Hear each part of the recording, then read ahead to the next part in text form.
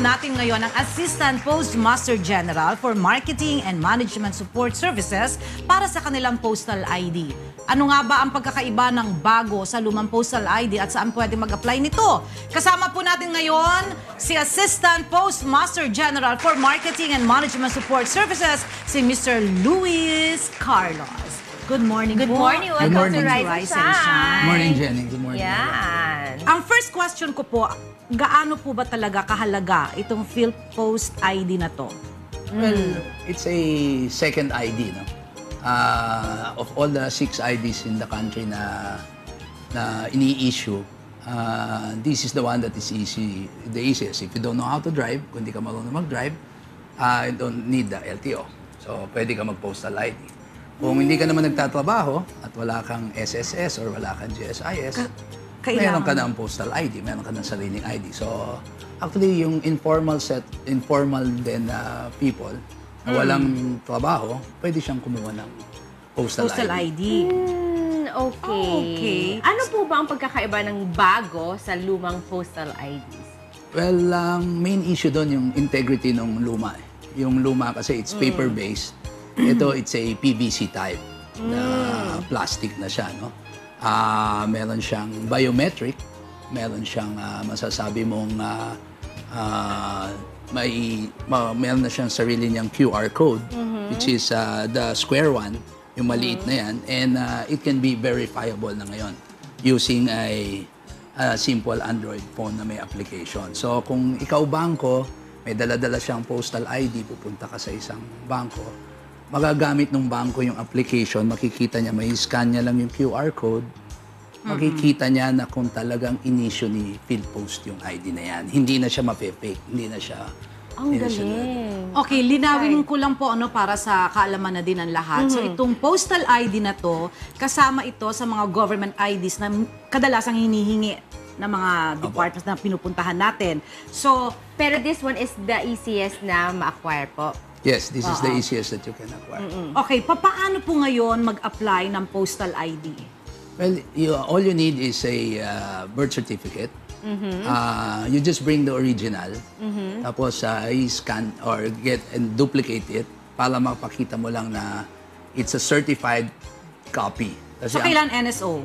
NSO birth certificate po yan. Kailangan mo yan. And then proof of billing na meron ka para alam natin yung address kung saan ka talaga nakatira. And then we build that database para lahat ng tao pare-pareho, since it is biometric also, kasi tayong lahat magkakaiba tayo ng thumb marks. So walang iisang parehong thumb mark. So pag dinaan mo yan sa, kung tawagin nila, verification system, hindi ka na pwedeng bumalik sa post office at humingi ka ng panibagong ID on another name.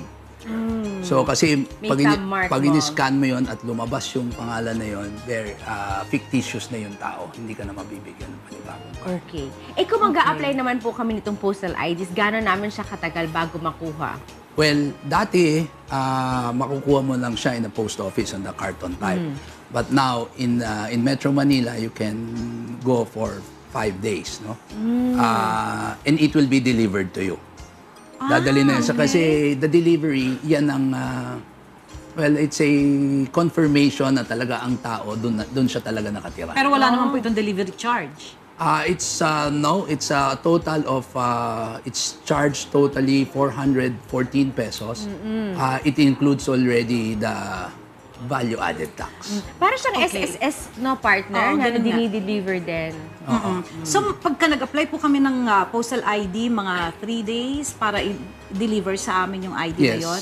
Iproproduce namin yun centrally to make it secure. No? Okay, saan po kami po pwedeng pumunta? Right now, we're rolling it out sa 261 all over the country by 2015. But right now, meron kaming 12 as of the moment in Manila. And it's continuing to roll out to the total of 261, including now, plus the malls. Yan ang pinaka-accessible malls. The 2 big malls in the country. Which is? Ayala? Well, the malls of Robinson and the malls of SM. Okay. Binigyan kami parang yung sa Lingkod Pinoy, di ba? The passports are there. Nandoon yung SSS, nandoon silang lahat. Sama-sama kaming nandoon na nag-i-issue. Yon. Okay. Nabanggit nyo kanina po yung pagkakaiba ng lumang postal ID at itong bagong postal ID. So pareho lang naman sila, di po ba? Yes. Ano po ngayon ang mangyayari doon sa lumang postal ID na hawak ko dahil ngayon may bago nang dumating? Ano pa rin siya? Valid pa rin yung Pareho lumang lang ID yun. mo, no? Until third year when it expires. So, pero may option ka kung gusto mong palitan yung ID mo on a discount. Depends on how many years na lang yung validity. So, ang postal ID pala, para din siyang driver's license kasi good for 3 years. Yes, it's good for 3 years. Tatlong taon Alright. siya. Okay. Ano-ano po ba, ayan, para sa kaalaman ng ating mga televiewers, ano-ano po yung mga requirements na kailangan nilang ihanda kung gusto po nilang kumuha ng postal IDs? Well, as I've said, it's Yung birth certificate, authenticated and by then, NSO? yes, tapos i-certify lang yun daw. Pagdating mo sa post office, certify niya na this is the certified, the true copy was sinubmit. Pero ibabalik sa'yo kasi it costs a lot also. Okay. So ang kukunin lang is a duplicate and a proof of billing. A proof of billing para yung based on those address makukuha natin. Magkano po ang ibabayad namin kung mag-a-apply kami ng postal ID? 400 something? That's 414, including now the pictures. Dati magdadala ka ng sarili mong picture. Bakit Diba? may 14 pa, hindi na lang flat na 400?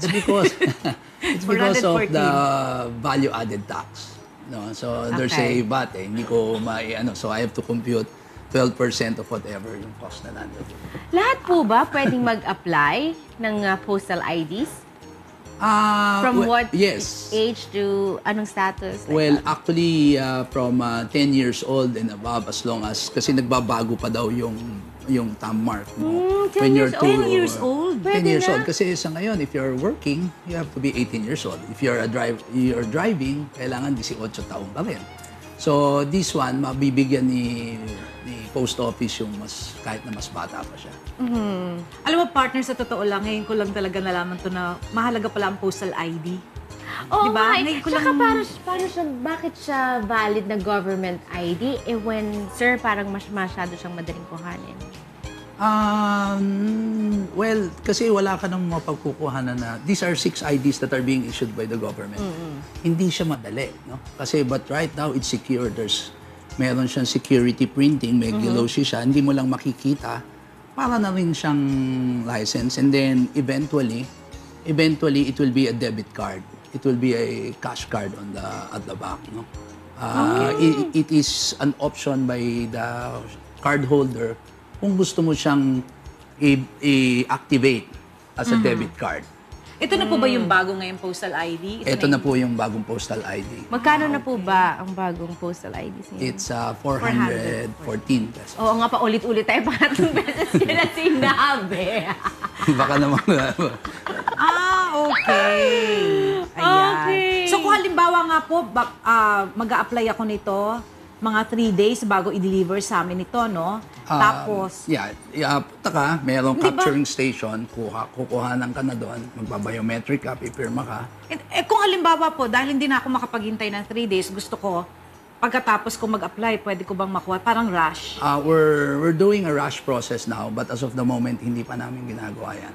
We will do a rush kasi lahat ng printing mangyayari centralized. Okay. Napakahirap kasi kung pababayaan natin yung mga cards in the provinces, baka mabalik na naman tayo dun sa integrity issue niya. Okay. Ayan, partner. Ayan. So, ano po ang gusto nyong ibigay sa ating mga advice para sa ating mga televiewers dito sa postal ID na to? To the Filipinos that doesn't have an ID, especially yung mga informal who doesn't have work, na kailangan mo sumakay ng barko, pupunta ka lang sa mga post offices at meron tayong capturing station yan. The whole 2015, meron tayong 261 all over the country. No? Umpisa namin mag-roll out dito sa NCR. There's 12. If you're malapit ka sa Manila Post Office, sa Quezon City, sa Marikina, sa Parañaque, nag-umpisa na pwede ho kayong ma-capturean and get your own ID. Alright. Thank you so Okay. much, Mr. Carlos. Thank you so much, Mr. Louie. Siya po ang Postmaster General. Okay? At pasalamatan din pala natin ang Postmaster General na si Maria Josefina de la Cruz sa pagpapadala ng mga representatives from PhilPost para malaman natin kung ano na ba ang nangyayari sa kanila. And of course, kay Eric Tagle at kay Lan Marasigan. Ayan, kumusta naman po sila? Mabuti po sila. Sir, mabuti po. Sir, kung gusto po nila kayo makontak, paano po nila kayo makontak? Any social media accounts, phone numbers? You'll go to the website at Just go to the website. phlpost.gov.ph and you can follow us on our Facebook, on our Twitter, and Instagram. Wow, may Instagram. Okay, dumako naman tayo. Thank you so much Thank you once Thank you. again.